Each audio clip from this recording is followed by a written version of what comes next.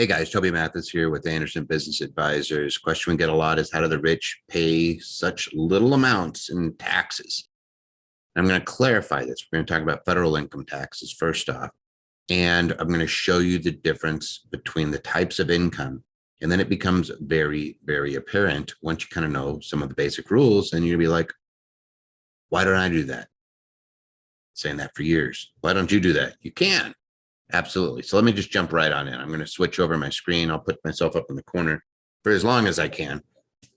But I'm just going to kind of go over the income types first off. So we're going to go income types. You ready? You're going to jump in. You're ready to get your one-day MBA. Here's the basics. Number one, we have active, ordinary. This is the, see if I can spell it right. This is the type of income that you make when you're working. This is the type of income that you make when you're a contractor. So if you're doing Uber or Lyft, this is the type of income you're making when you're W-2. And what the real important thing is when they say active, it means it's going to be subject to FICA,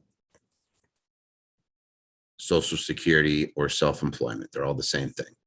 Old age disability survivors and hospital insurance, Medicare. And this little chunk here is 15.3%. And what's interesting is I'm going to put in red that this accounts for more than 33% of all U.S. taxes, federal taxes. So I'll just say this little guy right here is a big one. So it looks like a small amount. And what I always say is that it's a regressive tax because it hits people lower income disproportionately than the folks that make a lot of money, and it phases out. The old age disability and survivors portion phases out at about 150,000. So it's one of those taxes that we don't like. If you work for McDonald's, for example, I worked at McDonald's when I was 16, making about $4 an hour. It's $4.15 an hour. But I got hit for FICA on every dollar. The rest of it goes into your ordinary graduated tax bracket. So the ordinary rate, ordinary just equals that 0 to 37%. Here, I'll pull this down a little bit. There we go. 0 to 37%. So when you see ordinary tax, that's what you're doing. It's the more you make, the more they take. It goes up. The amount that they pull out gets up higher. So if you're making over $500,000 a year, you're paying the 37% federal. Your state isn't on top of that. So some of you guys in Connecticut, in New York, in California, you're just getting torn up. You're getting about half your money taken when you're making this type of income.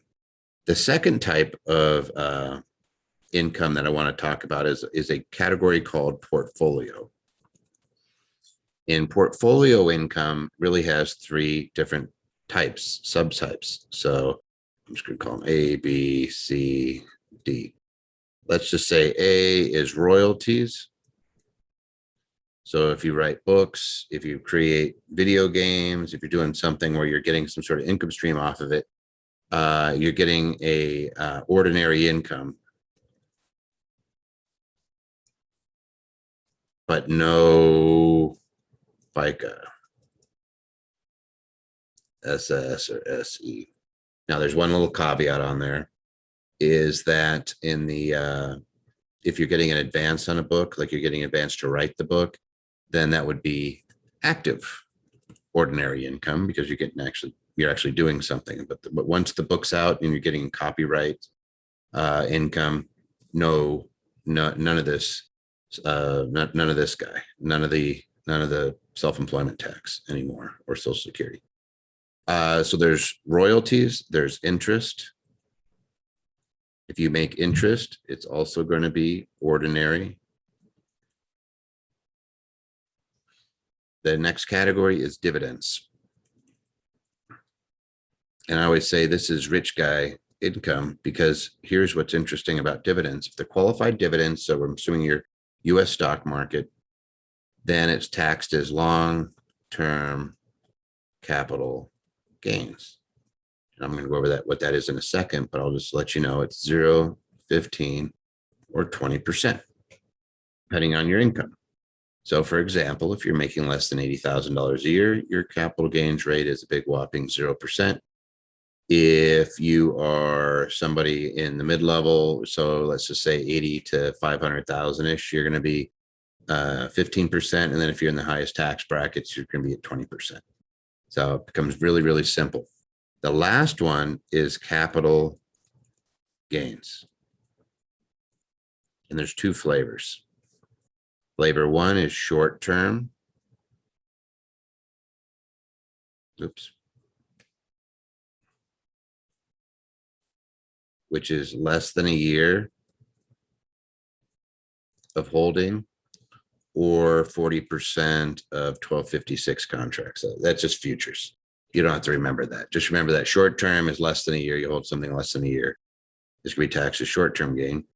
Long term, which is the one that's most interesting, is 1 year above, or 60% of futures.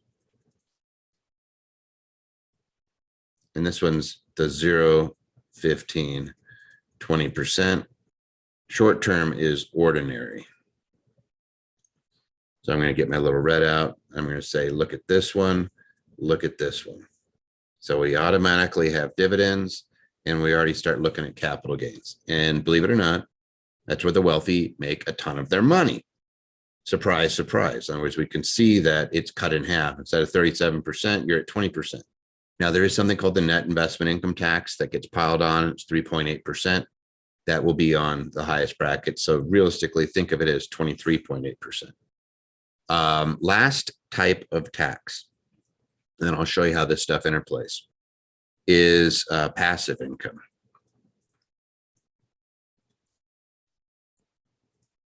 And there's two types. There's rents, and there's businesses with no material participation. So I just call this being a silent business owner. So you're not doing anything in the business. I'll just call that silent. And both of these are ordinary.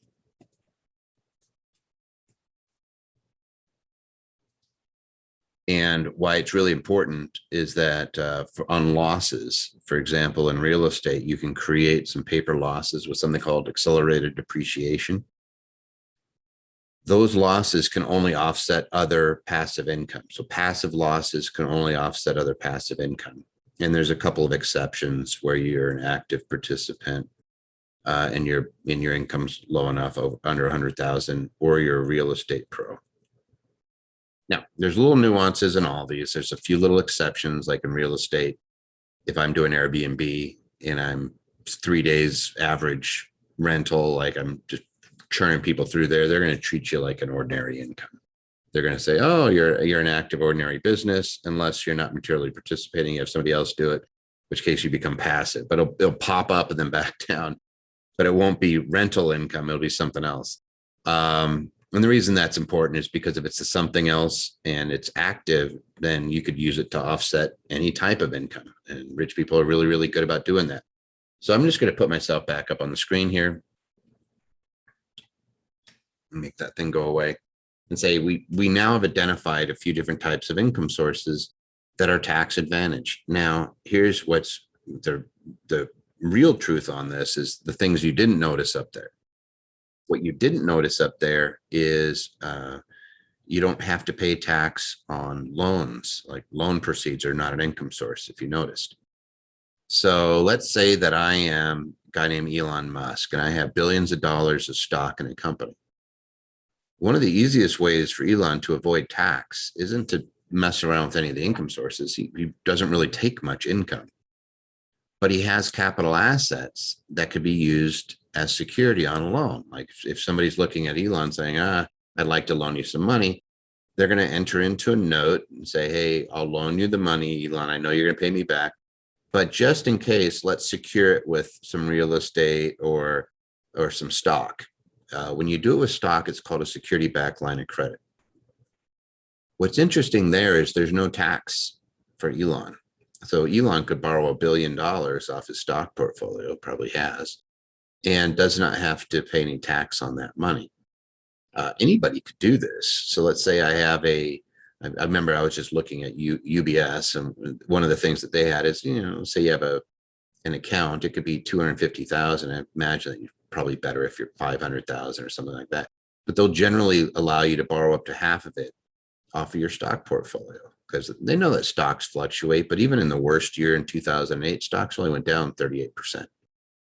So they're secured. They may go a little higher in some places, but what they're doing is giving you a line of credit, saying basically, hey, you can use these as security. We'll give you money. Right now, money's pretty cheap, and the stock market's been on fire. So you could still be having your portfolio grow and still have access to cash for other things, even living expenses. It's like, hey, maybe you're going through a period where you're developing a new business or something, and times are tight. You can borrow against things like that. People borrow against their houses all the time. And all it is just a different type of security. So that's one of the things the wealthiest folks really do. Now, here's the truth of what the wealthy do is they understand. I'm going to zip over to another screen, and I'm going to take my face off actually, so you can actually see the actual strategies. But let's just say that you have rich people and they got bucks galore. Rarely do the rich people just pay tax on that money. What they're good at is, like our president right now did, is having royalties and things like that. They'll go into an entity. So it'd be an LLC, an Inc., or something, so that it can avoid, like in the case of President Biden, he just had monies that would have been subject to active ordinary income go over and get converted via an S corp into something that no social security on any of the profit. So there's no social security, so they can avoid and save. I'm just going to I'll put some green dollars over here. That's some of the money that they saved by doing that. So you could do that. Like in this case, that was an S corp, but you could also have it just go into a C corp. And the C corp right now has a tax bracket of what's like, we'll see where it ends up, but it's 21% right now. But we'll see where it ends up after Congress gets done with it. It might be 25% or something like that. But you're sitting there at a flat tax rate. The other thing, if it goes into a business, is that then you could pay out other people. Like, hey, I could pay out kids, I could pay out employees, like other employees. I could pay out like if my parents want to come to work, and then their tax bracket could be less. So let's say that I pay it to my kids. So I'm going to say ordinarily I'd be paying tuition for college or something like that. I'd be paying it from out of my tax bracket. So if I'm in the highest tax bracket, for every dollar I spend, I have to make like, $1.45, $1.50. I gotta really make some money to have something left, because this category, you earn, you pay tax, and then you spend. Over here, it earns, then it spends, then it's taxed. And it can spend it on these guys. And these guys, when they're making money, let's just say that instead of, like, if my daughter, I'll give you guys real life situation, pay her through my business, have her doing things for the business. She makes $10,000. She pays 0% tax because it's below the standard deduction. If I was to pay that $10,000 to her, for tuition, I'd be paying close to $15,000. Like I'd have to make about 15, then I'd pay a bunch of tax, and then the rest would go over there. So that's number one, is they figured out that there's these things. They've also figured out that there's 401ks and defined benefit plans and IRAs, which rich people really don't get to use the IRAs much, but they're doing other things with their money where this is a 0%, and they're running it from here to here. Again, you have to have a business that's going to run it through. So let's just say that we have a bunch of money going into, let's say it's $1 million. And you're like, oh my God, I'm going to get killed in taxes. I'm going to pay $370,000 in taxes. It's only on what it ends up flowing down to your return or how much you get paid.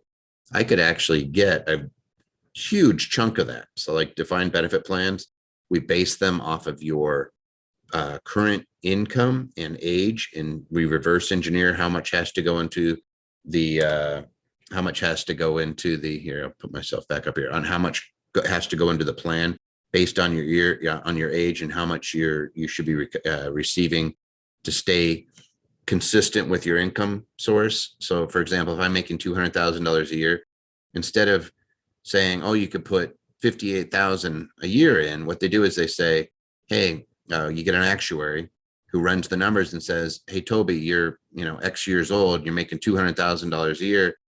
How much are you going to have in your retirement plan to get $200,000 a year out when you retire? It's a reverse engineering. So if I'm 60 and I have not that many years left, I might be putting $500,000, $600,000 a year into my retirement plan. So, in this situation, that little 600, let me pull this down so you can actually see it. But let's just say that in this particular situation, we could have $600,000 popping over there. Rich people understand that. They're very, very good at doing things like that. Now let's go one other way. The other thing that wealthy people have figured out is that if they buy capital assets, not only do you not pay tax when you borrow against it, but they also step up when they pass. So they don't pay any tax during their lifetime. But there's something called depreciation. That is a deduction. So if I have a capital asset that's $1 million and I can deduct, let's just say I was able to deduct the whole thing, somehow it all qualifies, and I made $1 million up here, I would pay zero tax. Now, if that capital asset is generating income, so for example, a building would be a great example, I'll pay tax over time on whatever amount of that income after all the expenses, after the property insurance, after any financing, after paying any managers, and then after taking my depreciation, it's whatever's left. I would pay tax just on that portion. What ends up happening is these deductions, sometimes we can accelerate them. So for example, there's something called 168K, that's bonus depreciation. We can accelerate a big chunk of a building, for example, into year one, usually about 30% of it, or a single family or a duplex or whatever. If you've never heard of it, it's called cost segregation, and it's very common in the real estate world. In other words, instead of just saying, hey, I bought a building or I bought a house and I'm renting it out and it's 27.5 years, you could actually say, hey, you know what, but the carpet's only 5 years. And the cabinets are less, and the specialty plumbing is less, and the sidewalk is 15-year property. The shrubs that I put in are 15. I could choose to break it out. And then if it's less than 20-year property right now under 168K, you write it all off in year one. So rich people are really, really good about recognizing that capital assets are your friend. Not only do they get a better tax rate, but they can help us offset even other incomes, even other unrelated incomes. If you're a real estate professional, for example, I could wipe out all of your income if I wanted to off of your W-2 job, simply by accelerating depreciation. You just have to buy enough real estate to be able to do so. Then the last area that the wealthy are really good at doing is charities. They're really good about doing their charitable giving. They understand what donor advised funds are, and they understand what private foundations are and how they can use them. And they understand what operating charities are, your traditional 501c3. And they're very, very good about if they're sitting on too much money. So again, I'll bring this guy down. I got $1 million that I started with. If it was just me making it, I'm kind of hosed, right? I could try to get somebody into a deferred vehicle. But if I have that going into a business, I have an exempt entity here. Here, I'll put a big orange thing. I have an exempt entity here. I can accelerate my depreciation. I'm trying to knock some things out. And I have another exempt organizations here where if I have a really big year, for example, and I'm just like, it's not common for me to hit $1 million a year, maybe it's $500,000, but I have a windfall. I may say, hey, you know what? I normally give 10% of my income away. I like giving it to charities. I give it to my own charity, whatever the case. You could throw it in a donor advised fund and piece that out over years, but take the deduction now. Or you could throw that into a private foundation and write off a big chunk. You know, if it's $500,000, we'd have a 50% threshold. We probably wouldn't be able to do it there. We'd be limited to 30%. But if it's a regular charity, you could go up to 100% of your adjusted gross income, dumping it straight into a charity. So that's why you're always seeing rich guys and rich gals with their foundations and their charities. A lot of time it is benevolence, but there's also an incentive built into the tax code that says to these people, hey, if you want to if you want to defer tax, or if you want to avoid it entirely, it's up to you. Here's some vehicles, here's what you can do. So if I'm sitting on a big chunk of money and I have to decide, do I want to pay tax on it or could I write it off? I'll find a vessel to write it off in and worry about if there's ever a tax situation for it coming back out in the future. My experience with 501c3s is that for the wealthiest folks, the money goes in and it doesn't come back to them. They don't want it. They just don't want to pay a huge amount in taxes. And they want to have control over that money to be able to do good things in society. And they don't necessarily think that government's the best at doing it. So I personally feel the same way. And I see a lot of people doing a lot of great things. You just give them that incentive. So we just covered a whole bunch of things that the wealthiest people could do. I'm sure it's a little different. A lot of people just say, hey, what are the deductions? Deductions are for any business. There's going to be little caveats, like there's certain deductions that work for a C Corp that don't work for an S Corp. There's certain deductions that you're really going to raise a red flag on if you're a sole proprietor. There's things that you could do there. I'm not talking necessarily about that. I want big chunks. So what do the wealthy do? They're not worried about writing off their mileage nearly as much as they want that $1 million deduction. And how do they get it? And that's where you get into the realm of 401 or defined benefit plans, accelerated depreciation, charities, and using charities, using advanced tools. There's even some really cool things you could do with private insurance and some things along there. There's a huge universe that gets opened up once you start looking at the wealthiest Americans and the different types of tools that they have available to them from a tax standpoint. To usually there's a kind of an incentive layer to it. It's, hey, we want you to be investing in these types of things.